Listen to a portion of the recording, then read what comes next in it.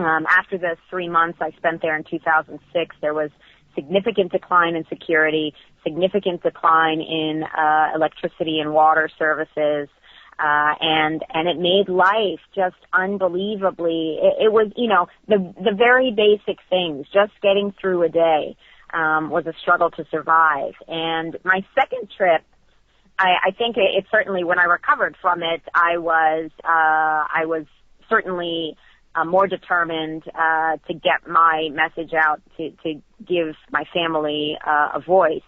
But it also opened more doors for me, because it was through the connections I had as a speaker with Global Exchange that those organizers had connections to Congresswoman Lynn Woolsey's office from California. And they were the ones, Maxine Waters, John Conyers, Barbara Lee, they were developing the Out of Iraq caucus, and they were the ones who hosted that congressional forum. And so because the organizers knew I had just come back from 3 months in Iraq, they invited me to speak. Once that 5 minutes of testimony ended up on YouTube, I started to get a lot more exposure, and that's when I really started to get invitations around the country. And so I, anything and everything that I could attend and speak at, I was happy to do it. So this was not a conscious decision, really, to say I'm going to leave my medical career behind, because I did go to medical school and I've done years of residency training, though I did not finish in my specialty of anesthesiology.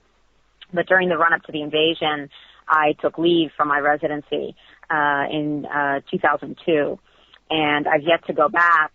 It just so happened that this became a full-time project, and it was, it was very rewarding for me. I wish that that the conditions on the ground had changed. It's only gotten worse while I've been speaking out, and unfortunately, since Obama was elected, there's the sense that everything would be better. But there were a few of us saying, this could be worse, and there are a whole lot of people recognizing that nothing's changed, except now that we're bombing Pakistan as well as the other countries. So my speaking engagements slowed down a lot, which has spurred me to work on writing. So if I could shamelessly self-promote, I'm working on a book that I hope will be out by the end of the year that will sort of convey, I hope, the humanity of the Iraqi people, and hopefully readers will be able to understand the suffering under occupation and extend that to Iraq, to Afghanistan, to Palestine, and hopefully maybe that'll open some more eyes and bring us closer to changing our policies. Kind of like Uncle Tom's Cabin. I know that was a big changer for, the sentiment towards the slaves when people read that Harriet Beecher Stowe's Uncle Tom's Cabin, made them realize if I have 1/16 of the impact of that book, that would be tremendous. I love the analogy, saying it's very. I'll be working for that. But I am. I've never considered myself a writer, and now that I'm trying to write, I really don't consider myself a writer. But I hope that I can. If you're half as eloquent as you are speaker, you'll be fine. Well, that's lovely. All right, I'll keep working. I'm working. So, do you have a name for the book already?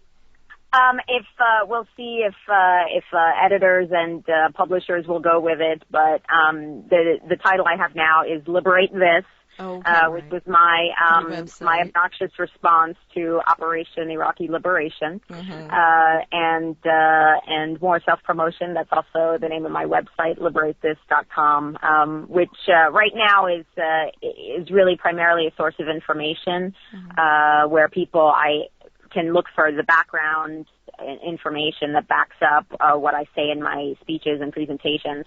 But hopefully it will move forward. The website will expand with the book. Mm-hmm. And now you talk about how there was actual deterioration in conditions on the ground, and now even after now that Obama's in office, people are expecting it to get better. Do you think this is like a purposeful worsening of the conditions? Is it some sort of a I don't know, like some sort of psyops, to dehumanize these people, or is it just flat out incompetence, or got any thoughts on that? All of the above, I think. There was absolutely an orchestrated plan to dehumanize the Iraqi people starting back in 1990 in order to garner American public support for the first Gulf War in 1991. The U.S. government hired a public relations firm called Hill and Knowlton to come up with a good story that would make people hate Iraqis and make people support an attack. And the story they came up with was that Iraqi soldiers allegedly went into Kuwaiti hospitals and threw the babies out of the incubators and onto the cold floor. This was a complete fabrication. The young woman who testified before Congress and relayed these stories happened to be the daughter of the Kuwaiti ambassador to the United States.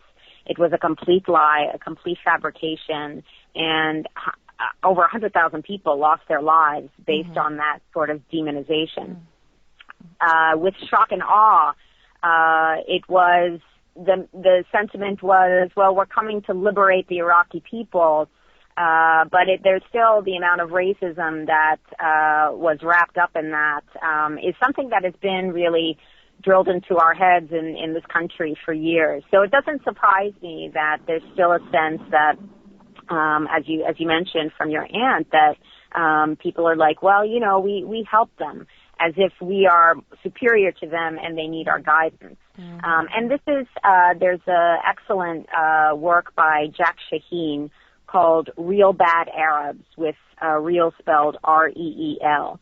And it's a systematic negative stereotyping of Arabs, and that's overlapped with Muslims in the mainstream media and especially in Hollywood.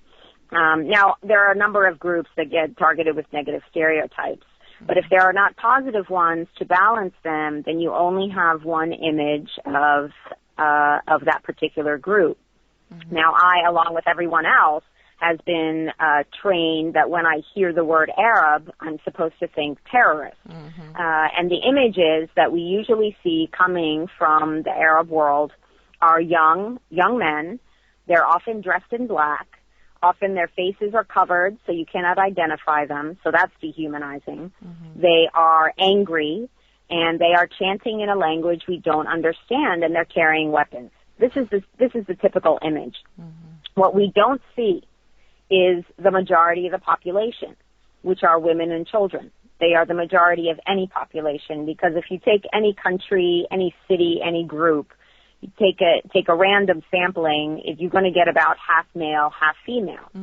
So you add up the women, the girls, and the boys, and that majority is women and children. And those young men are angry because our policies are killing their families, and that's the missing piece. Once we recognize that we have more in common with the people, the workers around the world, the middle class a middle class around the world, those working people who make up the countries, we have more in common with them than we do with our own government, then that's when this paradigm that they've established will shatter. And that's what we have to do, because if we could see what we've done, what our government has done in our name to innocent people who did nothing to us, then we would recognize that we had better do something to make up for it if we want our own national security. You call to mind, I think about the soldiers, right? And they went over on a lie. And, they were told that they were going to go to free and help those people, free them from Saddam Hussein. And I believe that many of them really, truly believed that they were going there on a good cause. And you see this evidenced by many soldiers who return and speak out against the war and come and share the brutal stories and the brutal reality of what's really going on over there.